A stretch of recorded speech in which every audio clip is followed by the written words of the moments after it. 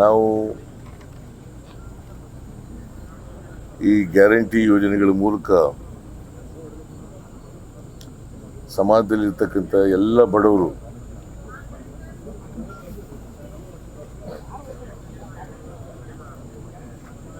ಯಾವುದೇ ಜಾತಿ, ಯಾವುದೇ ಧರ್ಮ ಇರ್ಬೋದು, ಯಾವುದೇ ಭಾಷೆ ಇರ್ಬೋದು, ಎಲ್ಲ ಬಡವರು ಅವರಿಗೆ ಮಧ್ಯವರ್ತಿಗಳ ಹಾವಳಿ ಇಲ್ಲದೇನೆ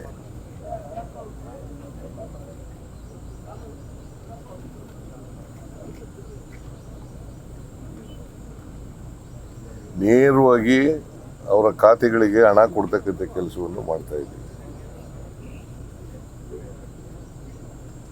ನೇರವಾಗಿ ಅವ್ರ ಖಾತೆಗಳಿಗೆ ಹಣ ಕೊಡ್ತಕ್ಕಂಥದ್ದು. ಬಿಜೆಪಿಯವರು ಹೇಳ್ತಾರಲ್ಲ, ಗ್ಯಾರಂಟಿ ಯೋಜನೆಗಳಲ್ಲಿ ಭ್ರಷ್ಟಾಚಾರ ನಡೀತದೆ ಅಂತ ಹೇಳಿ. ಭ್ರಷ್ಟಾಚಾರ ಹೆಂಗೆ ನಡೀಲಿಕ್ಕೆ ಸಾಧ್ಯ? ನೇರವಾಗಿ ಅವ್ರ ಅಕೌಂಟಿಗೆ ದುಡ್ಡು ಹಾಕ್ತಾ ಇದ್ದೀವಲ್ಲ. ಆಮೇಲೆ ಅವರು ಇನ್ನೊಂದು ಆರೋಪ ಮಾಡ್ತಾರೆ, ಏನಪ್ಪ ಅಂತಂದ್ರೆ, ಗ್ಯಾರಂಟಿ ಯೋಜನೆಗಳನ್ನ ಜಾರಿ ಕೊಟ್ಟದ್ರಿಂದ ಖಜಾನೆ ಖಾಲಿಯಾಗಿದೆ. ಹೇಳ್ತೀನಿ,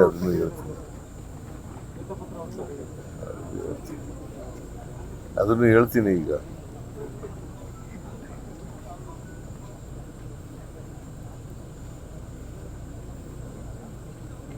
ನಾವು ಸಾಲ ಮಾಡಿದ್ದು ಮುಂದಿನ ವರ್ಷಕ್ಕೆ, ಮುಂದಿನ 27 ಮಾರ್ಚ್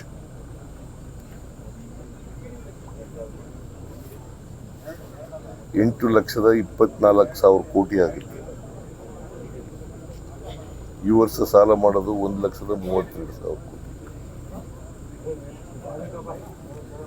ಅವರು 2023 ಮಾರ್ಚ್ಗೆ ಬಿಜೆಪಿಯವರು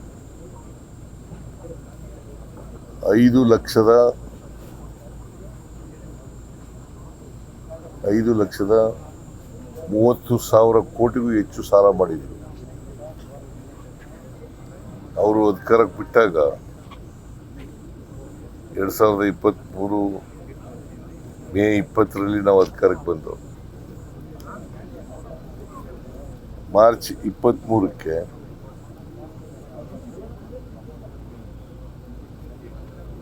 ಮಾರ್ಚ್ 23, 2023 ನಾವು ಮೇ 20ರಲ್ಲಿ ಬಂದದ್ದು ಅಧಿಕಾರ. ಮಾರ್ಚ್ ಕೊನೆಯಲ್ಲಿ ಅವ್ರು ಮಾಡಿದ್ದು ಸಾಲ ಎಷ್ಟು?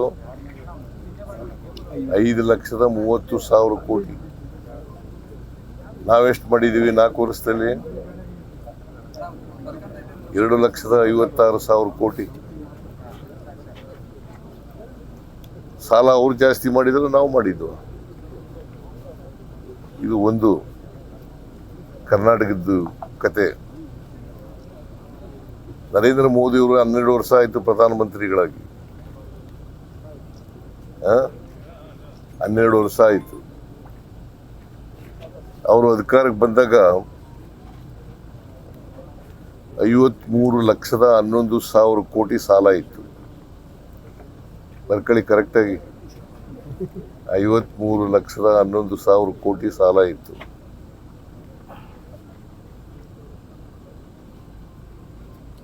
ಈಗ ಎಷ್ಟು ಸಾಲ ಇದೆ ಗೊತ್ತಾ ನಿಮಗೆ?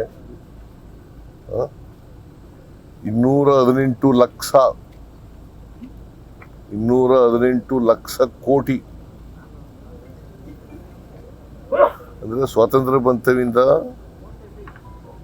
ಅಕ್ಯುಮುಲೇಟ್ ಆಗಿದ್ದಂಥ ಸಾಲ 53,11,000 ಕೋಟಿ. ಇವರು 12 ವರ್ಷದಲ್ಲಿ 218 ಟೋಟಲ್ ಸಾಲ ಇರ್ತಕ್ಕಂಥದ್ದು ದೇಶದ ಮೇಲೆ 218 ಲಕ್ಷ. ಇವರು ನರೇಂದ್ರ ಮೋದಿ ಅವರು ಎಷ್ಟು ಮಾಡಿದ್ದಾರೆ ಅಂತಂದ್ರೆ 165 ಲಕ್ಷ ಕೋಟಿ. ಎಷ್ಟಾಯ್ತು ಸಾಲ? ಯಾರು ಮಾಡಿರೋದು ಜಾಸ್ತಿ?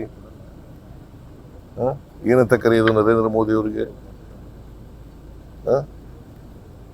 ಏನಂತ ಕರಿಬೇಕ್ರಿ? ನೀವೇ ಹೇಳಿಯಪ್ಪ. ಇದು ನಿರ್ಮಲಾ ಸೀತಾರಾಮನ್ ಕೊಟ್ಟಿರ್ತಕ್ಕಂಥ ಬಜೆಟ್ನಲ್ಲಿ ಈ ಸಾರಿ ಹೇಳಿರ್ತಕ್ಕಂಥದ್ದನ್ನೇ ನಾನು ಹೇಳ್ತಾ ಇರೋದು. ಏನಂತ ಕರಿಬೇಕ್ರಿ? ಅದು ಒಂದಾಯ್ತಾ? ನಿರ್ಭೀತ, ನಿಷ್ಪಕ್ಷಪಾತ, ವಿಶ್ವಾಸಾರ್ಹ ಸುದ್ದಿಗಳಿಗೆ ಮತ್ತೊಂದು ಹೆಸರಾಗಿರುವ News18 ಕನ್ನಡ ಈಗ ಆಪ್ನಲ್ಲೂ ಲಭ್ಯವಿದೆ. ದಯವಿಟ್ಟು ಇಲ್ಲಿರುವ QR ಕೋಡ್ ಅನ್ನು ಸ್ಕ್ಯಾನ್ ಮಾಡಿಕೊಂಡು ಆಪ್ ಡೌನ್ಲೋಡ್ ಮಾಡೋದಕ್ಕೆ ಮರಿಬೇಡಿ. ನಿಮ್ಮ ಬೆಂಬಲ ಹೀಗೆ ಸದಾ ನಮ್ಮೊಂದಿಗಿರಲಿ. ಧನ್ಯವಾದ.